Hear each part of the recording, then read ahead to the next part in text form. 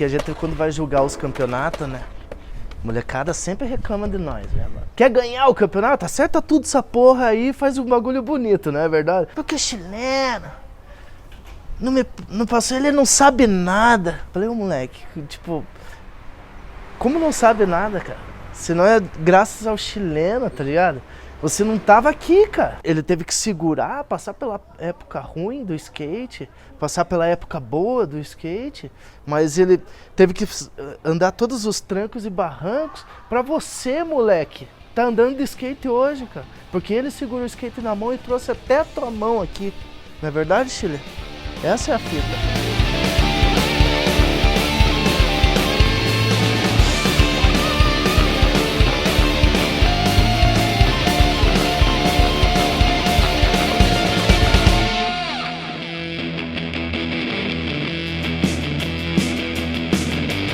Então, meu nome é Adriano Scharf, nasci em Curitiba, moro aqui há 54 anos, brincava muito em terreno baldio, jogava muito betes na rua, subia muito em pé para pegar fruta, uma infância assim maravilhosa. Naquela época ninguém tinha visto falar de skate, nem conhecia skate, nada, né? E eu achei aquilo sensacional. Era 1972, por aí. A gente recebia algumas informações que está surgindo skate, é uma tábua que você pisa em cima. Na realidade, o que a gente pensava mesmo era descer em velocidade, né? Não que mais tarde a gente imaginaria que fosse para fazer manobras ou coisas parecidas, né? Eu estava indo para a escola no Bom Jesus, ali a pé, e passei na TUC, na galeria do TUC, tinha uma revistaria. Eu dei uma olhadinha lá e vi uma revista aí, numa skateboard, preto e branco, né? Eu lembro que era preto e branco. A publicação era muito fraca, tal, mas já existia. Eu olhei aquilo e falei, puta, olha que coisa mais legal esse troço aqui. No meu apartamento tinha uma mini marcenaria, que meus amigos adoravam, que a gente ia sempre construir nossos carrinhos de rolimã. A gente desmontava a patim, parafusava e descia a ladeira. Desmontei os truques, preguei um pedaço de tábua e foi ali que começou o meu primeiro skate. Pregamos numa tabuinha e começamos a descer a ladeirinha ali perto de São Lourenço. Já tinha uma pista lá, mas era de carrinho de rolemã. A galera descia de carrinho de rolemã e não de skate. Só que naquela época não tinha curva, né? Era tudo... Fazer curva era suicídio. E aquele skate, aquela coisa foi um achado maravilhoso. Só que com a revista, entre a nossa turma toda, era a única que tinha, a informação foi indo, não existia internet. Aí dali, um chegava com uma ideia, vamos fazer de rolamento. Fizemos um skate com rodinha de rolamento uma vez, que só deu cagada, né? Não deu outra. Uma família que morava no meu prédio, eles eram americanos e eles vieram de lá e trouxeram um skate. Minha avó, nesse meio tempo, estava indo para os Estados Unidos e foi quando eu trouxe o meu primeiro skate, que era aquele hang-ten com a gaivota, que com as rodinhas de poliuretano e bilha. Galera das antigas lembra. A rodinha mais simples, né, às vezes de cerâmica mesmo, que era um material um pouco mais rígido, passando pela borracha, né, e depois chegando no poliuretano. As pranchas no princípio eram simples, pranchas de madeira, né, e eram pequenas, né. E aí começou a aperfeiçoar com inclinação na traseira, que era o tail, né? Começou a alongar, começou a alargar. E a galera foi se reunindo, principalmente ali na Euripides Garcês do Nascimento, na casa do Kiko. Daí em diante foi só evolução, porque daí a gente começou a comprar revista direto, Gordon Smith, Cadillac Wheels, OJ, foi indo e a gente nunca parou.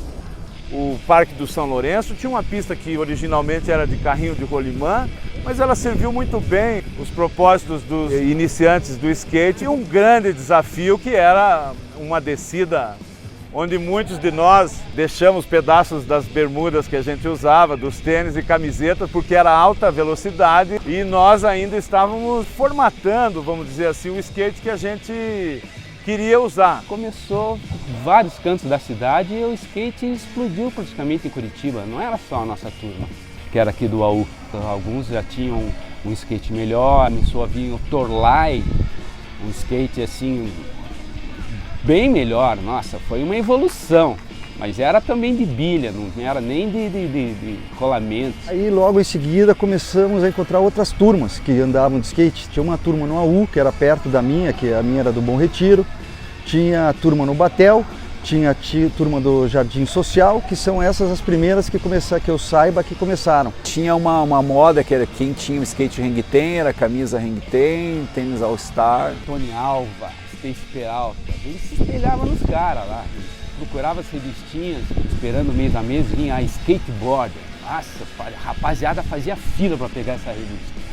E essa era o nosso foco, a gente queria ser os Z-Boys lá da Califórnia. Nessa moda eu comecei a encontrar essa identidade numa rua chamada Carmelo Rangel, que a gente se reunia aos sábados, assim, para andar.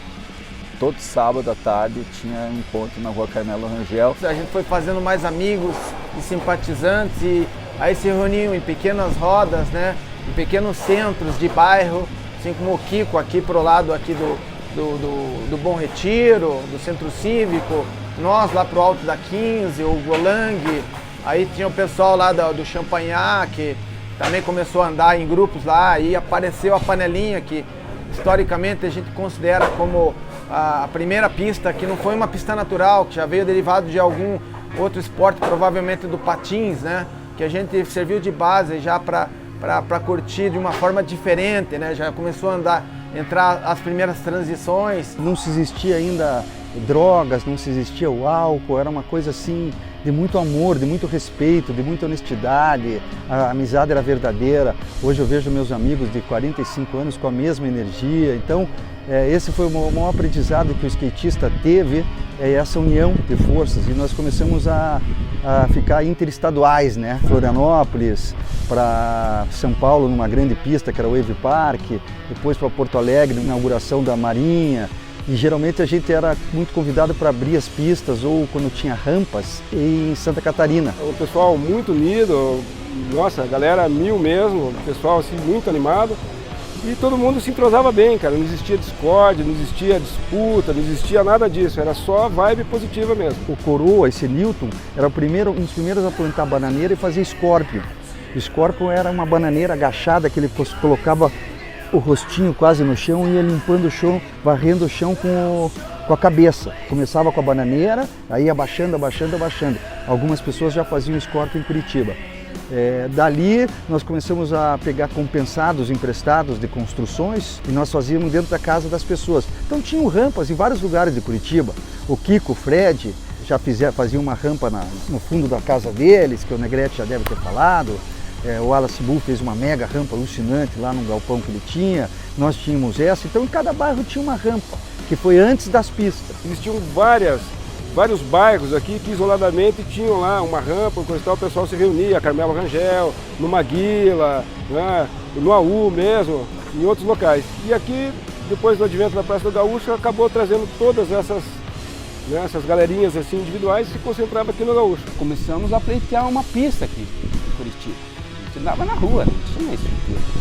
E nós cortamos uma foto de uma dessa revista e entregamos para o Rafael Greca. O Gaúcho, que eu acho que foi o divisor de água entre velocidade e pista, foi o Gaúcho, porque no dia que estava secando o cimento no Gaúcho, a gente estava sentado naqueles canos ali.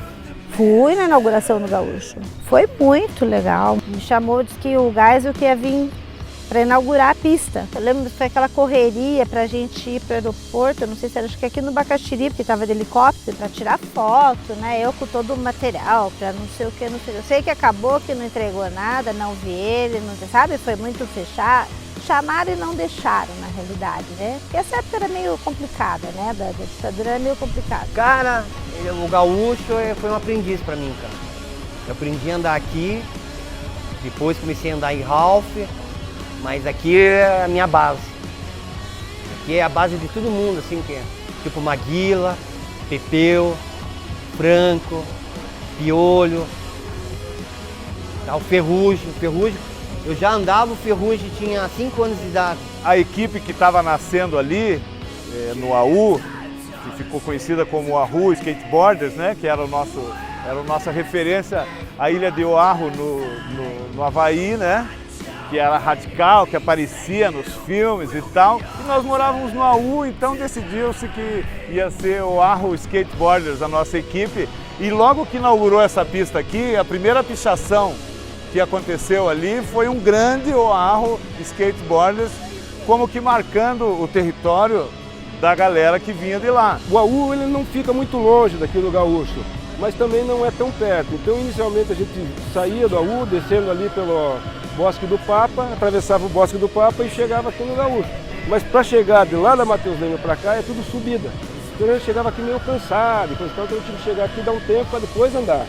Aí foi indo, a gente resolveu comprar um veículo para vir aqui só para andar de skate. A gente juntou 4 lá, amigos, e acabamos comprando um DKV, bem velho assim, sabe? Quando a gente chegava no Gaúcho, que a gente abria as portas, as pessoas saíam da pista, porque sabiam que a gente estava chegando. Encostava a Margarida ali, a galera já dizia, puta, chegou o AU Skateboard, cara. E a gente descia da Margarida, apavorava na pista, cara, todo mundo ficava aguardando para ver as novidades, manobras, tudo. Porque, cara, o AU sempre foi vanguarda, cara. A gente lia, via as revistas, via as manobras, via as coisas e queria fazer e a galera era arrojada mesmo, era arrojada, o pessoal era atirado mesmo, sabe? E aí, pô, dentro da condição que tinha, a gente vinha e fazia, cara. Passava Natal aqui, cara, de noite, passava Ano Novo na pista, cara, entendeu? E essa vibe durou, pelo menos assim, cara, de bombando mesmo, uns 4 anos, cara. Isso aqui fervia, cara, fervia, não só de Curitiba, vinha de fora, porque daí já tinha ouvido falar, vinha de São Paulo, vinha de Santa Catarina, porque a pista começou a ficar, teve a sua projeção. Um amigo nosso no círculo, que era empenhado, ele era da área do esporte, ele fez uma parceria com a Fedat Sports, na época, e me chamou, sabia que eu gostava de skate, daí ele me chamou, ia ter o primeiro campeonato nacional de skate em São Paulo, que era lá, acho que era Alameda Campinas, e a parte de chão era na Avenida Paulista, na frente do Colégio Objetivo naquela época, foi em 1975. E em 75 também rolou aquele primeiro campeonato de skate, que foi no São Lourenço e tal, né? Logicamente que a galera ali já foi em peso lá e tal. Aí tinha eu, o Kiko, você já estava no São Lourenço, né? Tinha o Ney também, que era outro amigo nosso lá, cara. E, pô, a galera dominava ali, cara. Tinha o Betinho Parafina. Cara, eu me lembro que o Betinho Parafina parece que fez o melhor tempo, porque ali era só uma pista de descida. Então não existia manobra, não existia rampa, não existia nada. A pista consistia o quê? Era um declive no morro, onde foi produzida uma pista que tinha umas curvas bem desafiadoras, principalmente a última curva, que era bem fechada, onde que você vinha em velocidade máxima ali, cara, e o skate ia quase saindo assim, sabe? Ia escapando da pista. Depois tiveram outros campeonatos, que nem o do Círculo Militar e tal, né? Hoje em dia está melhor, com certeza, né? Mas antigamente a gente passava por maloqueiro também, né? Que você pegava uma praia, onde é que você vai? Vou no Gaúcho andar, pô, vai estudar, vai fazer isso, vai fazer aquilo, vai ter sua formação, né? Era bem complicado, né, para você fazer, porque a gente realmente, se andar de skate era vagabundo, na época era vagabundo, né? Skate nunca combinou com droga, o skate nunca combinou com álcool.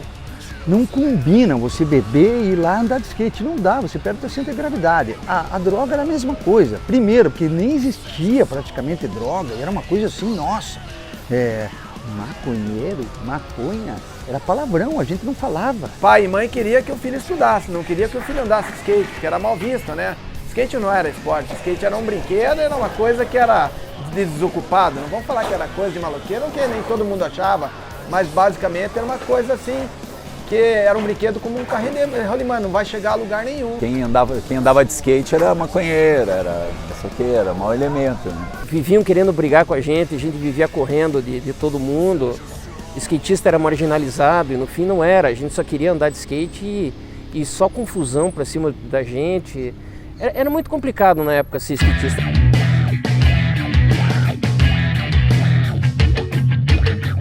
Comecei a andar de skate na rua e aí a gente logo começou a construir rampinha de madeira ali na pista do Gaúcho, que era o único lugar que a gente podia ter um verticalzinho pra gente dar aéreo, que era o que a gente gostava de fazer, né? Leio Chino, Ferrugem e o pessoal construía pela cidade. Nisso eu tinha 18 para 19 anos. Aí meu pai odiava skate. Minha mãe detestava skate. Nós, nessa época, a gente construiu um half pipe no terreno da minha mãe. E a gente emprestava, compensado das obras, vigamento das placas de propaganda, tudo emprestado. Construímos um half. O primeiro que eu fiz era uma rampa de descida e só um quarto. Mas aquilo era horrível. Até que eu me acidentei no half pipe, fiquei 3 dias desacordado. Quando eu voltei assim, aí a minha mãe já queria pôr fogo no half. Na história que eu contei, eu esqueci de falar desse half pipe. Falei que aquele do Bom Retiro foi o primeiro. Mas não, o primeiro foi esse mesmo, foi na casa dele. Mas durou pouco, durou 2 meses. 2, 3 meses durou o Ralph. E nessa época, 86 para 87, tinha um Ralph no Capanema. Esse Ralph na época era gigantesco, eu já tinha andado de bike lá. Essa rampa do Capanema que deu uma boa evoluída na cidade, que foi quando apareceu o Catarina e o Franco, né? E a galera começou meio que participar mais de eventos, de campeonato, assim, brasileiro. A gente participava também, mas não foi assim essa pegada tão forte que nem eles, né? Quando o Catarina e o Franco começaram a correr campeonato é que a coisa engrenou mesmo. E aí sempre os compensados podres. Uma vez eu tive a oportunidade de ir lá e ver os caras andar num dia que a pista tava boa, né? O cara chegou assim, subiu na plataforma e tal, e aquilo ficou na minha cabeça até hoje, assim. Ele veio e deu um invert na minha frente, que você bota a mão na borda e fica ponta cabeça. E eu na plataforma, na hora que eu vi aquilo, né, cara, já tinha visto no Gaúcho, uma rampa lá de 3 metros, quase na época, né, pra 3 metros e pouco. Já olhei aquilo, já fiquei fascinado. E o cara foi do outro lado, deu outro e veio, deu um aéreo, saiu voando e voltava na rampa. Aquilo eu falei, vou fazer isso.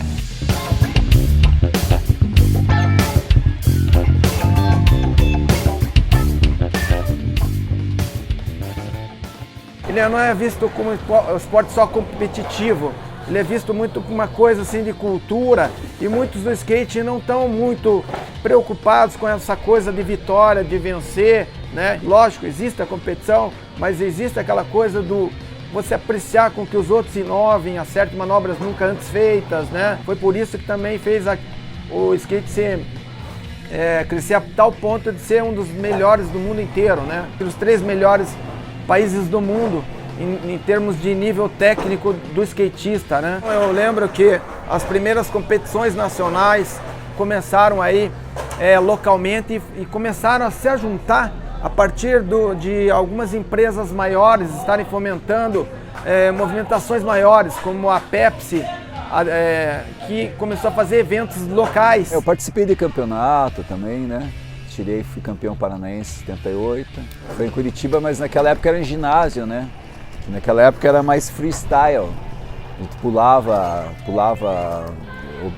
altura, pulava distância, tinha uma rampa, tinha uns cones, dava 360. Por volta de 77 para 78, tirar skatistas das várias regiões para somar e fazer um campeonato a nível nacional, e até inclusive o prêmio era uma viagem para a Califórnia para participação de um evento mundial na Califórnia. E em função disso o skate vai começando a decolar, né? E o pessoal tinha aqueles skate bandeirantes, Nakano, eram os skatinhos da época, né? Só que eu sempre gostei de mexer com madeira, comprava chapa de compensado, reta, cortava a chapa, vamos dizer, na serra, tudo manual, colocava os eixos e ia andar. Aí em 79, se não me engano, daí conheci o gaúcho. Porra, mas daí o pessoal que andava lá já andava bem, né? O pessoal, pô, faz um pra mim também, o shape pra um, fazia o shape pro outro. Aí teve uma loja em Curitiba, que foi a primeira loja de skate, a Tom Brasil, que o proprietário lá era o Sadi. Aí ele falou, pô, mas faça umas tábuas dessa daí para mim deixar na loja. Daí nesse momento a gente já estava fazendo as tábuas com compensado, com teio, com inclinação. Fizemos lá umas 5 tábuas, deixamos na loja dele, aquilo vendeu tudo numa semana. Quero mais 10, quero mais 15. Aí a gente teve que colocar uma marca. Não tinha marca, não tinha nada aquilo lá. Aí criamos a Nitro e o negócio começou a crescer. De repente um outro skatista, a gente foi para São Paulo, o cara viu o shape, eu também vou vender aqui esse shape. E aí a gente montou uma empresa, uma indústria mesmo, pequena, tudo artesanal, eu e meu irmão só fazendo. A gente já trabalhava com a fábrica de skate, né, com fábrica de shape, tábua, né, que era o meio que a gente tinha para fazer comércio do skate, né. Levava lá umas 10 tabuinhas, vendia nas pistas de skate, comprava uma roda importada lá em São Paulo ou no Rio, na Galeria River. Eu já fui lá para Escola de Floresta, daí eles tinham serra-fita, eu já comprei a madeira lá resinadinha, já fui lá, desenhei o formato que eu queria, eu já fui lá, pedi pro rapaz cortar para mim, daqui a pouco eu já era amigo dele, e na terceira corte eu mesmo já estava na serra-fita, fazendo na lixadeira o acabamento de borda. Daí os amigos, legal, como é que você fez? A gente executava cunhas e colava, pregava e colava, cunhas no eixo de trás. E às vezes deixava um pouco a parte de baixo, para dar um pouquinho mais de ângulo de levantamento, né? E nisso aí, com as experiências, você ia adequando, né, a qualidade maior do que você queria para se adequar melhor às manobras. Ia lá para as pistas, não ficou tão bom, ficou, agora sim, agora legal, mas eu acho que dá para aumentar um pouquinho. Naquela época tinha muitas marcas que tinham origem árabe, né? Aí tinha Marrakech, que era uma cidade árabe lá que a gente achou que tinha a ver. Então ficou Marra com H e com SH, né? Que com o tempo, né, a gente resolveu encurtar. Vamos fazer Marra, é forte, tem um grande significado. Lá em árabe significava o maior de todos, né? Marrakech era o maior de todos os mercados. E nessa época eu fazendo shape, meu pai falou, não quero mais nada de skate aqui. Eu saí de casa com 18 anos, aluguei uma casa onde foi a Nitro mesmo e fomos fazer o shape e viver de skate. A coisa foi evoluindo, a gente ganhou dinheiro com isso daí, vivia de skate literalmente. O Franco, na época, foi o primeiro patrocinado. Nossa, acho que eu tinha 12 anos, não recordo, 12, 13 anos. Então, basicamente, ali a gente participou, né? E daí foram crescendo as marcas, o processo foi ampliando, foram surgindo rodas de poliuretano, né? E chegaram aqui em Curitiba, e aquela coisa do filhinho de papai que trazia um skate, você olhava aquela coisa e sonhava que era ter um, né? O skate Cadillac lá, com uma rodinha Chicago, com um truque Chicago, né? Com uma tabuinha de fibra ali, né? Porque desse skate aqui ele teve uma evolução que foi para fibra de vidro, depois pintaram alguns de acrílico como tentativa, aí quebrava tudo, daí vinha... Então tentaram de todo tipo, né? Esses eixos aqui, tracker, né? Da primeira fase do skate, né? Esse aqui já é um modelo reeditado, né? Mas o modelo da origem lá era os tracker trucks, era o sonho de consumo da época, né? Sonho de consumo da época. Então, a gente vivia essa coisa, né? Só que até chegar nisso aqui teve caminho, ó. Lixa, o nose, que dizem, o nariz levantado, a traseira empinada, só que teve história para chegar nisso, né? No final dos anos 80, começo dos anos 90, que a gente andava muito no gaúcho. Daí tinha duas etnias, né, cara? Aí tinha duas etnias. Tinha dois grupos. Tinha o grupo do ambiental, né? E tinha, que daí já começaram a andar a transição, e tinha o grupo do gaúcho. E ele não se misturava. Eu gostava particularmente mais do gaúcho, era mais fluido. O ambiental já veio um pouquinho depois, já precisava de um pouquinho mais de evolução, entendeu? Que já fizeram uma paredinha um pouquinho mais de 90, assim. Depois de um certo tempo, o Maguila, a Marra, mesmo os caras que tinham uma pista de skate no fundo vertical lá, eles já pediram para reformar o ambiental, fazer transição. O ambiental é um divisor de águas assim para o skate de Curitiba. E lá no ambiental fazia-se um campeonato. O Maguila fazia o campeonato de skate. Todo ano tinha um campeonato de skate. A Tom Brasil, que foi a primeira loja de skate de Curitiba, que era uma transição rápida, difícil, né? Então quem andava lá andava em qualquer lugar, eles diziam, né? E ali surgiram grandes skatistas, como o Marcelo Kozak, que é tricampeão brasileiro de vertical, e o Piolho, que é tricampeão mundial de street. De um estilo mais de surf no skate, mais fluido, assim, você ia aproveitando as linhas, como se fosse uma onda, né? Assim, né? E o ambiental já proporcionava, tinha que ser os raciocínios mais rápidos, chegar lá e bater ou voar, fazer umas manobras mais atuais, que possibilitaram hoje que eles estão fazendo, estão voando. Em 88 foi feita a reforma do Jardim Ambiental. Quando eu cheguei lá na fim de tarde, ele, Márcio, chegou aqui um engenheiro, aqui um japonês. O japonês queria saber o que era para fazer aqui de reforma, o que a gente queria. Daí eu mandei ele fazer assim, ó. Mandei ele tirar, tinha um pão no ambiental. O ambiental tinha o pico e tinha um pãozinho assim no meio e a parte assim onde tem os três caixões ali, era como é o berçário lá atrás, assim, a paredinha era daquele jeito. Igualzinha lá, só que mais alto. E dava a volta assim, era bem legal de andar também, só que só dava pra fazer manobra de borda, não dava pra dar nada de aéreo, nada. E aí, pô, ele chegou pro engenheiro e falou, ó, a gente quer que você faça assim, ó, uma transiçãozinha assim, uma plataforma e põe um caixão aqui e um caixão aqui que tem vertical. Então eles fizeram essas duas transições que a gente apelidou de caixote, ou caixão, né? E as transições elas ficaram mais altas com uma plataforma que antes não tinha. Então ali começaram as manobras que a gente pôde começar a dar em Curitiba, que são manobras de borda, que a gente chama de Smith Grind, Tail Slide, board slide. São manobras assim que na época não tinha onde fazer. Ele falou isso aí, o cara fez igualzinho, ele pediu. O cara foi a salvação do skate até hoje.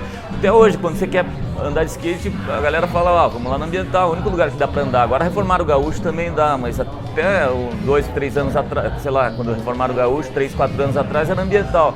E foi a reforma que o Rodrigo Abobrinha mandou fazer. E tive o privilégio, né, de estar junto com o Franco, que foi um dos grandes incentivadores meus, assim, no skate, porque ele era mais novo que eu, mas era uma referência, ele andava, tipo, era o melhor cara que andava aqui. A gente virou muito amigo, começamos a viajar junto, a gente ia pra Jaraguá do Sul, que tinha um Ralph, aí começamos a ir pra Londrina, norte do Paraná, chegamos lá, uma puta cena de vertical, né, porque nessa época que a gente começou a ir pra Londrina, 88, o street começou a pegar aqui em Curitiba também. Daquela época eu já achava que tinha o machismo. Meninas eram bem poucas, né? Tanto é que eu andava só com 2 amigas. Porque os meninos, eles fizeram tudo, eles mostravam tudo, mas nunca me chamavam. E a gente era firmes e fortes, assim, no meio dos meninos, né? Não era muito fácil a gente se engedrar. Mas eu, como tinha um irmão ali, né, que conseguia as peças, conseguia tudo mais na mão, né? Porque não era fácil de você montar um skate naquela época. Nunca vi ninguém falar até hoje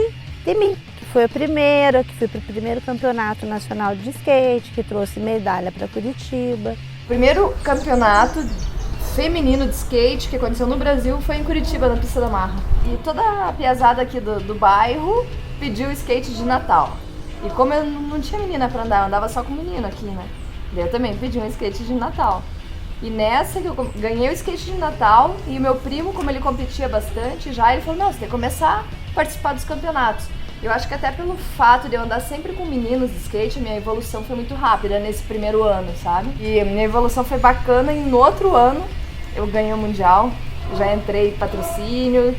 Então foi um boom, assim, fui campeã brasileira no outro ano já. A Selma, ela teve uma marca de equipamentos. Ela fazia joelheiras, fazia, né, cotoveleira, aqueles wrist guard que usava, assim, pra pôr no punho.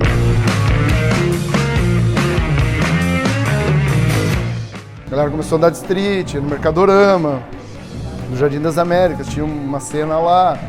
Começou os campeonatos, né, da própria Marra, eu entrei na equipe da Marra, e aí surgiu a Drop Dead depois com o Eduardo também, eles começaram a fortalecer a cena que era no mercado, era street, né, lá na rua, começou as confecções, né, as marcas, abrir loja, tudo. Ali no Ambiental, o Maguila era sócio do Vicente da 775, e eles construíram um half pipe de concreto. E o Ralph era perfeito para a época, né, isso foi em 92, por aí, 91. E nessa eu comecei a treinar e comecei a evoluir, né? Comecei a aprender da aéreo alto, assim, que era o que eu gostava. Ia pra cima mesmo, eu dava uns aéreos que era muito alto, assim, né? Hoje em dia eu fico pensando como é que eu conseguia, né? Tá certo que eu era levinho, né? Era outro físico, né? Na época, o melhor half-pipe de concreto do Brasil era o half-pipe da 775, atrás da loja do Vicente. Nessa época, eu fui o primeiro paranaense a dar o 540, o Mike Twist, nesse half-pipe da 775, até o Maguila falou que se eu acertasse, ele ia me dar a joelheira dele, que era uma joelheira importada, que ninguém tinha, então isso também foi uma ajuda psicológica muito grande. Comecei a andar de skate, era tipo referência, drop Marra, meu caramba. Então, ó, essa época aí que a gente era bem competidor mesmo, né? A equipe, né, tipo, da Drop, ele era eu, Larissa, Diego Costa, Danilo Cerezinho, essa época, Rodrigo na verdade, Lima. Essa época eu não era da Drop, eu era da Anestesia. Ah, mas você entrou na sequência. Eu entrei em 2005 ou 2006, Yuri, acho, na Drop. Yuri Faquin, que hoje em dia o Yuri era uma criança, pô, hoje ele é um monstro.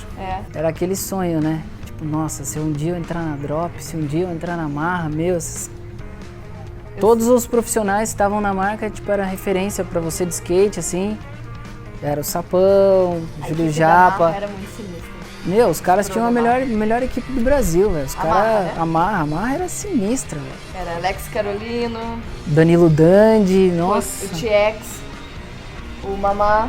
Marco Aurélio. Aí no final dos anos 90, na época que eu comecei a andar, a Marra começou a dar uma caída no mercado, né? E nisso a Drop tava vindo com tudo atrás, assim, os caras estavam entrando para dominar o mercado e dominaram mesmo. Nasci em São Paulo, hoje eu moro em Florianópolis, mas vivi grande parte da minha vida aqui em Curitiba, né? E quando eu mudei para Curitiba, eu trouxe o skate comigo, né, nessa bagagem. Pô, e aqui descobri uma cena que rolava o skate, tinha as pistas já, o gaúcho, ambiental. E comecei a frequentar o gaúcho, fiz vários amigos lá, andei lá durante muitos anos. A Drop surgiu até da ideia de um campeonato que a gente fez no gaúcho, com o nome da nossa serigrafia, que era Wayback na época. Meu pai tinha um imóvel em São Paulo, que era o imóvel da família. E ele vendeu esse imóvel e fez uma partilha de bens dos filhos, entendeu? E eu já tinha o sonho de ter uma pista de skate, porque, pô, quando eu vim morar em Curitiba, a gente tinha um gaúcho pra andar, andava na rua, andava no ambiental, mas andava na quadrinha de casa, andava na garagem de casa, botando a rampinha na rampa. Não tinha rampa no estacionamento da fábrica. Esse foi justamente esse auge aí dessa época dos anos 90 ali, 95, 98, com o circuito nacional acontecendo, de skate, de sul, sudeste, principalmente muito forte. E Curitiba se inseriu nesse contexto, fazendo etapas aqui, muitas realizadas pela Drop, ou pela Drop e pela Marra. Cara, tinha um boom de marcas aqui em Curitiba, que cada esquina tinha uma marquinha de skate. Cada moleque fazia a sua própria marca, entende? Então, assim, tinha Drop, tinha Wayback, tinha Marra, tinha Faction, tinha Buck Skateboard, tinha Trick, tinha Alpha, tinha Mayday, tinha 7.5, cara, tinha muita marca. A Drop lançou um estilo, que era uma coisa diferente, que não tinha em Curitiba. Também, assim, Curitiba, nessa época, nos anos 90, que Curitiba estava mais em voga, mas também tinha Londrina, ali Maringá, o norte do Paraná. De repente o Brasil começou a ver que não era só São Paulo, tinha outros lugares, assim, sabe? Floripa, Porto Alegre, Esteio, Novo Hamburgo. No Coliseu, muitas etapas do circuito brasileiro inicialmente eram no Coliseu, né? E aí a ideia sempre foi ter a skate park, né? Quando a gente teve a Marra, teve a skate park, quando fechou a skate park da Marra, né, Sal? Eu tinha o bar do pessoal da Psico, que era o Syndicate, tinha a pistinha do Syndicate. E daí a gente também fez um bar, que era o Mary Jane, ali na João Negrão. Então, assim, cada um tinha o seu pico para se divertir. E a Drop em si não era só roupa, camiseta, shape, tinha toda essa história por trás, assim. Era muito forte, cara. Pô, a gente chegou a fazer os eventos no ciclo militar ali, eu acho que tinha, assim, 4.000 pessoas dentro do ginásio, cara, por dia. Porra, uma galera andando de skate, né, velho? Consumindo skate de verdade, né, velho? Tinha muita gente. Primeira viagem internacional junto, sabe? Juntava a galera de Sampa com a galera de Curitiba, mais os caras de Porto. Eu fui o primeiro a trazer o Planet Ramp. Eu lembro do Marcelo D2 com frio. Porra, mas essa Curitiba é frio pra caralho. Daí a gente dava as camisas de flanela da Drop, né? Os caras com moletom da Drop. Então nessa época tudo era forte em Curitiba. Era as bandas, o skate. Curitiba era o pico, assim, sabe? O pessoal vinha de São Paulo pra cá, que era o pico. Assim. Curitiba era a cena do skate, era Curitiba. É que era a cena. Tinha as duas maiores marcas do skate curitibano, era a Marra e a Drop. Escolinha de skate, circuito Drop Dead Skate Park, que foi um dos principais circuitos do Brasil, né? Revelou muita gente. Hoje, eu acho que a maioria dos profissionais que estão hoje no cenário aí correram o circuito amador lá na Skate Park, né? Praticamente apareceram o Brasil ali, né? Porque o circuito era muito difícil, não era um circuito fácil assim de você ganhar, se dar bem ali, que era muito concorrido. Tem uma geração grande de moleques que passaram por aqui, né? Pela Skate Park. Da escolinha ali apareceu vários também, que tipo Marcelo Marreco, Danilo Cerezini, Bruno Cerezini, que hoje não anda mais, né? Hoje é um empresário. Tudo cresceram ali, Alex Carolino. É bem legal você ver isso tudo acontecer, na verdade, né? Porque você vê todos os moleques criança ali, Yuri Facchini era molequinho lá, mal tinha um skate para andar e hoje olha o que o moleque é, né? A Drop Dead Skate Park praticamente foi a única pista coberta em Curitiba, que é uma cidade que o tempo é muito instável. Para a cena acontecer aqui em Curitiba, de repente a gente se encontrou, as pessoas certas se encontraram no momento certo, na hora certa, fazendo a coisa certa em Curitiba, sabe? Uma conjuração dos astros, assim. E então, de repente, aquele foco de São Paulo saiu de lá e começou a ser Curitiba. Anos 90, Curitiba começou a ser a capital do skate. Quando a gente levou essa fama, foi bem isso que ele falou. Foi a época que a gente conseguiu sair daqui e se destacar. A gente ainda tem um monte de molecada que está se dando, mas tem que sair daqui, né? A gente tem que sair daqui para o nosso skate evoluir. Tipo, aqui é difícil, é complicado, parece que ninguém te enxerga. E o paradoxo continua a existir. Enquanto isso, skatistas de ponta, skatistas que se destacavam internacionalmente, continuaram a brotar na cidade. Mas, conforme eu já falei, sempre tendo que deixar Curitiba. Impossível um cara ficar aqui e morar aqui e desenvolver uma carreira de skate morando em Curitiba. Ele tem que sair, ele é obrigado a sair daqui. Eu acho que tem muito potencial, muito moleque, é muito essa geração, tipo, Curitiba sempre foi mesmo, assim, a galera é esforçada. Então, acho que tá faltando, tipo, a galera ser mais profi mesmo de fazer a cultura bombar, cena mesmo bombar de volta. Tem uns eventos da hora, tem que ter uns eventos pro aqui da hora, né? Trazer galera de tudo que é lugar. Depois que a Drop parou de fazer as coisas, meio que acabou, né?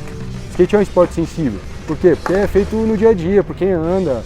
É feito à base de economia criativa. Se um governo vem e não ajuda, de fato foi o que aconteceu, quebrou.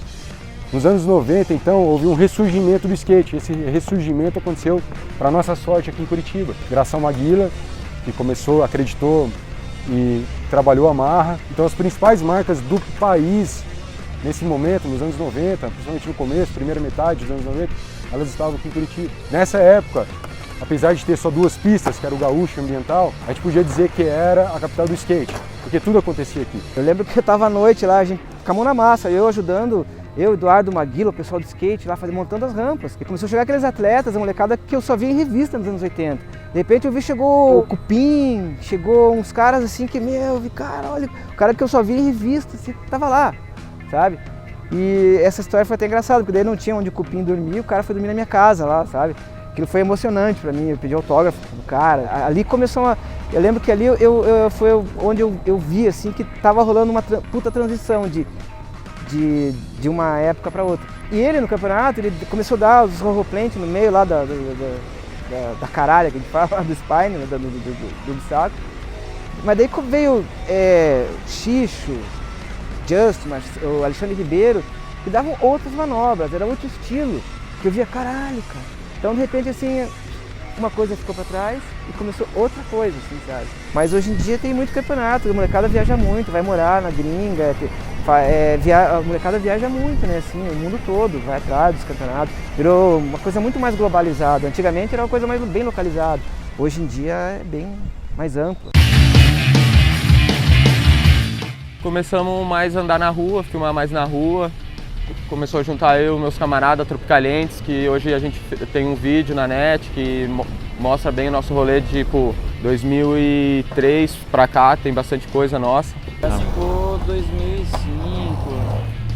2004, 2005, que eu comecei aí na Drop, assim, a gente ia todo dia, né? Teve uma época que a gente, tipo, era todo dia. Tinha carteirinha, né? Que era me pagava mensal. Eu, Polonês, o Felipe, Traquinas, Espeto, Charles e Jimmy, JP, e agora é Carioca e Yuri. Então a gente começou a filmar e documentar, tipo, o que a gente estava fazendo, tudo que a gente estava fazendo. E nisso surgiu a necessidade de ter um nome. E rolou essa brisa, um camarada nosso falou, vamos fazer Tropicalientes, porque era um puteiro que tinha do lado da Drop ali. E até era engraçado porque o pessoal que vinha correr o circuito da Drop, vinha pros Drop ali, daí de repente, de noite, a galera dava aquela reconhecida ali, né, no Dicas, Tropicalientes. E os moleques, vamos fazer Dicas, sei lá, vamos fazer Tropicalientes, brisando, daí beleza, virou Tropicalientes. Então, tipo, foi um bagulho que a gente sentiu necessidade de um nome, e aconteceu naturalmente, então a gente não sabe bem a data que começou, assim. Tipo, a nossa amizade, na real, a gente só colocou esse nome, assim, porque, tipo, a galera sempre andou de skate junto, assim, tipo, desde essa época de 2000. A partir de 2013, assim, mais ou menos, que a gente começou a gravar mesmo e botar esses, tipo, soltar tudo que a gente gravava no YouTube, esses meios, assim. Desde os 10 anos eu já tive mais interesse de filmar umas coisas com câmera digital, comprei uma mini DV e a gente começou a gravar.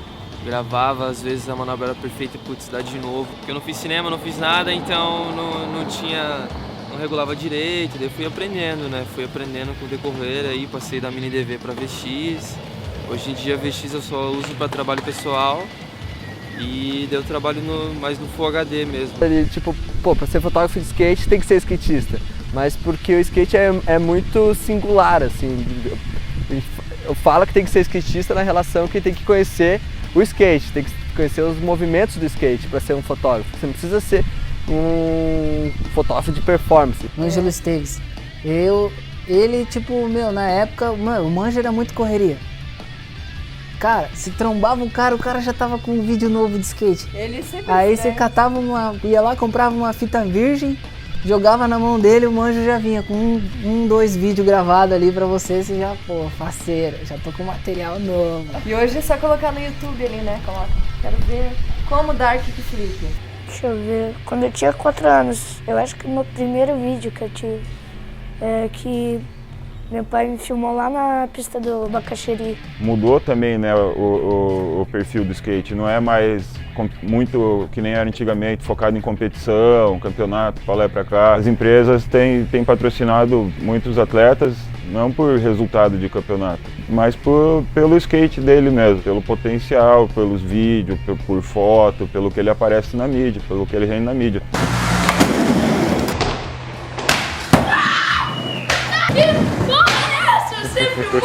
Na real, tipo, aqui em Curitiba nunca teve bastante lugar para andar de skate. Acho que todo mundo começou com aquela clássica de construir os caixotes na rua ou perto da casa de alguém que tinha um asfalto liso.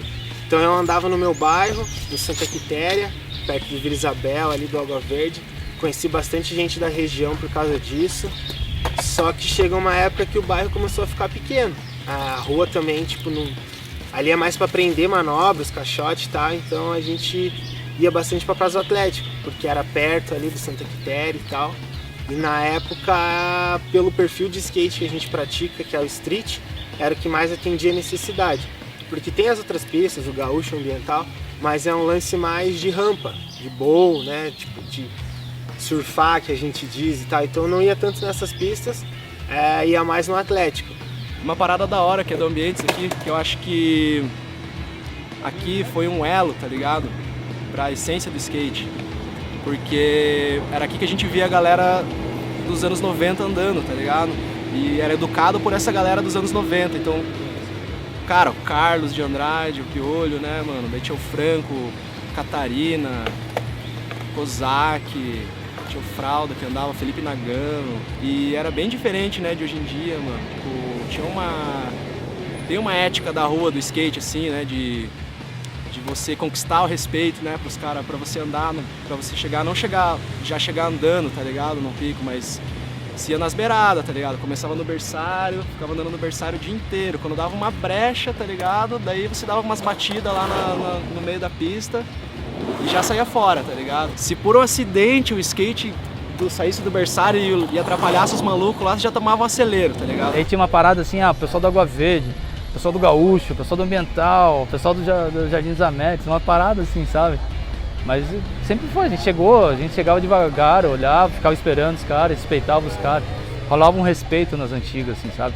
Esperava a molecada, os caras andar, daí a molecada ia andar depois, assim, sabe? Isso era uma coisa assim que, tipo, natural, assim, da parada. A gente olhava, esperava, aí ia tentar fazer as manobras, porque não tinha vídeo, entendeu? Não existia vídeo, essas paradas, então você olhava o que os caras estavam fazendo. Foi a pira do chileno, eu vi o cara pegou, puxou o banco e pulou, eu falei, pô, vou ficar pulando esse banco aqui. Era a nossa referência. Pô, eu comecei a andar sem pretensão nenhuma, né? Em 1989, piazinho, vi os outros andar de skate, os outros profissionais, tudo, eles andavam. Eu via lá as manobras, ia dar as manobras que eu achava legal, que eu gostava ali. Tive a oportunidade de correr os primeiros mundiais no Brasil. Corri o primeiro, corri o segundo, corri o terceiro. O primeiro foi muito legal porque eu fiz final, né? Tava na final, tava entre os 20 melhor do mundo. JM, João Machado, Wilson Neguinho, o Pepeu, que foram os primeiros skatistas profissionais do Brasil, né? Na época que eu comecei a andar, o street era bem fraco. Era um street mais, assim, como posso dizer, tipo, ainda não tinha evoluído tudo, assim, né? As possibilidades que você poderia fazer na rua, era um negócio mais... Daí o vert, que era uma parada forte, assim, né? que era o Lincoln Ueda, o Moreta, os caras lá de São Paulo que já andavam bem, o Bob, o próprio Bob. Então, tipo, a gente pirava no Vert. Vi muita gente andando aqui que me inspirou muito, que foi, tipo, o Piolho, o Franco, vi o Vitor, Misael Simão, Catarina, Sapão. Todos esses caras foram uma referência muito grande para mim. E o Sapão foi um cara que me ajudou bastante nessa parte, tipo, ele me incentivou bastante, me levava sempre nos eventos, com dinheiro ou não, tipo, ele sempre estava fortalecendo. Os caras mais velhos, né? Os caras que me inspiravam. Na verdade, a minha inspiração mesmo foi o Prego, um skatista que infelizmente faleceu de pneumonia aos 19 anos. E ele foi a minha inspiração mesmo, de verdade. Eles iam, tipo, todo sábado andar lá, tá ligado? E eu sempre tava com eles, tá ligado? E eles começaram, tipo, a me ensinar como que tira. Eu lembro que eles levavam uns corrimãozinhos de madeira mesmo. Eu me lembro que a primeira vez que eu botei vela, eu fui lá, peguei uma panela, derreti toda a vela e joguei por cima. E a hora que eu fui dar o rock slide, aquelas velas tudo... Eu falei, ué, o que aconteceu, cara? Fui lá perguntar pros caras. Os caras, não, meu, você não tem que derreter a vela. Você tem que... Lembro lógico, dos caras que arrepiavam naquela época, que era o Cabaleiro, o Franco, Catarina. Tinha uma galera, né, cara? Tinha uma galera até mais antiga, o Charles Branco, muita gente, assim, que eu vi andando ali naquela pista, né? Os caras são meus amigos agora. Os caras me conhecem desde pequenininho, que eu sentava no meio fio pra ver eles andar, né? Minhas referências eram eles, né? Sentava no meio fio, ficava olhando os caras andar, eles iam embora, eu ia fazer o que eles faziam, entendeu? Eu acredito assim, pra você ser bom na rua, você vai ter que começar do zero. Se você conseguir andar na rua do zero, no chão bom, andar na pista bem, andar no street, fazer uma videoparte, você é completo. Então é o que eu sempre falo pra molecada, cara, skate é tudo, cara. Não é só porque você só gosta de andar numa escada que você não é skatista. Então você tem que respeitar todos, né? Como tem o street, como tem o bowl, como tem o cara que gosta de dar slide. Então, eu tava numa discussão dessa, o cara que só desce ladeira não é skatista. Daí uma galera um pouco da mesma geração quase, que é o Marcelo Kozak, toda essa galera. O Misael começou a andar ali também, então um pessoal legal, assim. Na Cisco já passaram grandes nomes que hoje em dia são revelações mundiais, como o próprio Felipe Gustavo, Bochecha, ele já foi da Cisco. Danilo do Rosário, que aqui em Curitiba já foi da Cisco. E na minha época, assim, eu já trabalhei com Pedro Biadio, que é um moleque novo, mas desde sempre foi... Eu já sabia que ele ia chegar onde ele chegou e eu fico feliz em poder contribuir. O John também, que é aqui de Curitiba, John Anderson.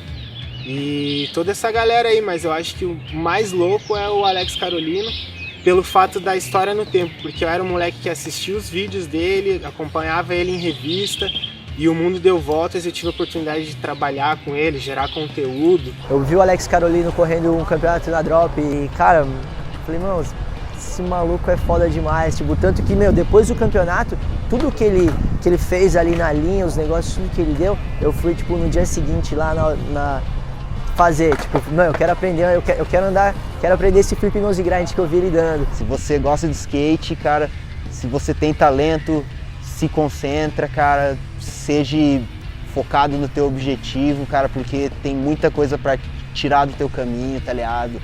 Seja tipo influências, pessoas, substâncias, situações, tá ligado? Então, tipo, mano, de exemplo não falta, tá ligado? Então, cara, se você tem alguém que você vê e fala, pô, esse cara é da hora, essa caminhada foi legal, então se inspira, cara. Pode ser que não seja no skate, mas, meu, você tem que focar no estudo e focar em algum esporte qualquer. Pra você nunca, meu, pra molecada nunca ficar com a mente vazia. Porque, meu, você com a mente vazia, você vai estar na rua fazendo merda. Então, meu, foca no estudo e foca em algum esporte. Cara, isso é uma pergunta doida, hein, cara? O que é o skate pra mim, cara? Eu não sei se eu sei fazer outra coisa a não ser estar no meio do skate, estar com a galera do skate, viver o skate, sabe? Quando eu vi o skate, eu vi minha vida, entendeu? O sentido do skate é a diversão, é o prazer. Esse é o verdadeiro sentido do skate. As meninas que andam de skate, elas sempre vão estar sempre com esse sentimento interno de amizade, de se sentir livre, né, andando de skate. O esporte é liberdade, entendeu? Se divertir sempre para você ter uma vida saudável e principalmente com muito amor. Né? A chama nunca apaga, né, cara? Nunca vai apagar. É skate or die. Aproveitem ao máximo, tome cuidado para não se machucar, use equipamento, não abuse e seja feliz com o skate. Em primeiro lugar, skate é para se divertir, é um estilo de vida, é para fazer amizade. Acho que a mensagem que eu deixo é essa. Aproveite e curta muito, que o skate é uma coisa muito, muito bacana. Skateboard forever mesmo, tá no sangue. E se você é skatista, vai ser sempre, né? A primeira skateada na canela vai doer. Você vai chorar, vai ficar uma cicatriz, vai falar, ai meu Deus, como que eu vou usar uma saia, um vestido com essa cicatriz horrível. Mas vale a pena porque pra mim o skate foi um aprendizado e eu acredito isso. Eu vejo o skate como um aprendizado, como uma forma de você aprender a ser humilde, como uma forma de amizade verdadeira, de família, né? Então eu acho que vale muito a pena. A essência do skate é fantástica. Isso é fazer por amor, é sempre fazer por amor, sem pensar no financeiro, sem pensar em algo mais. Para mim não consigo ter uma definição do que é tudo, entendeu? Tudo na minha vida está envolvido com skate. Você vive dele, então hoje o skate é minha vida. Como o Bob fala, como muita gente fala. O skate, para ele ser com paixão, para ele ser sustentável, ele tem que ser feito por skatista, né? O skatista, aquele cara que ama o skate, é ele que tem que estar ali envolvido nos negócios. Não basta ser um cara de fora, que não tem nada a ver, ou empresas de fora. E essas pessoas, elas vão ver o skate somente como um número, né? E a gente não, a gente vê o skate com amor, né? A gente vê com paixão, então essa é a diferença, né? Acho que isso aqui é capaz de perpetuar o skate aí como algo sustentável, algo legal de se fazer, né? E não como um negócio só, né? Nossa, cara, daí eu me arrepiei inteiro, né? O cara falando, daí eles mostram uma cena, tipo uma câmera de frente com o Miller aqui, assim, apontada lá pro Palácio do Governo, cara. Daqui do Miller até lá, cara, tapete de moleque com skate na mão e as molecas também, né? Então, assim, saber que você faz parte, tanto que num dos primeiros Go Skate Day, o Fittipaldi, que é um cara que anda com a gente aí desde os antigos, ele viu a foto do primeiro, assim, daí ele mandou uma foto, assim, éramos 5. E hoje são 5 milhões aí, né? O skate é uma coisa que abriu muitas portas, né? A partir do skate, tudo que eu te falei, que é um movimento cultural, não só o skate, mas tudo que se relaciona ao redor do skate, eu fiz minha vida, né? Talvez se eu não tivesse andado de skate, eu não teria conhecido tantas pessoas, feito tantas viagens legais, conhecido um universo da competição.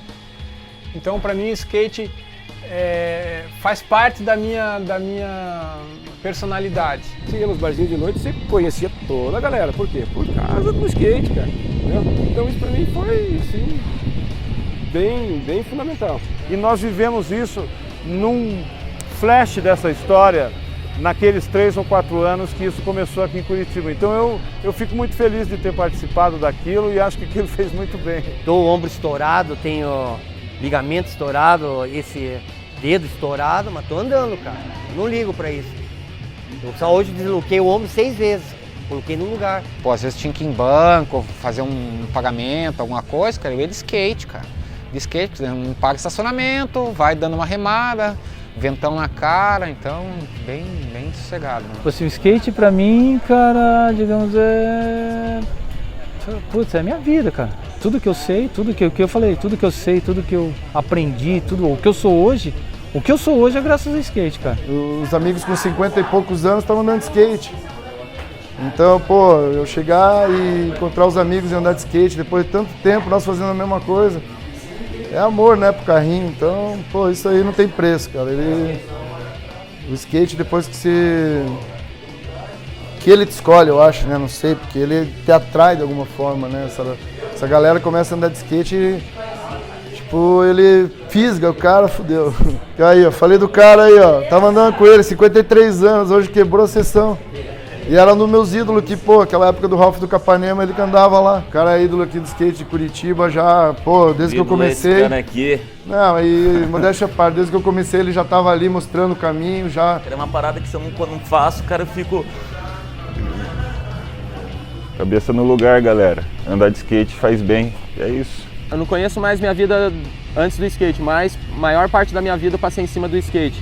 É um estilo de vida mesmo, tipo, tá sempre comigo, eu tô trampando, tipo, fora do skate estou pensando em skate. Lógico que nem sempre ele vai estar junto, mas é uma parte do corpo.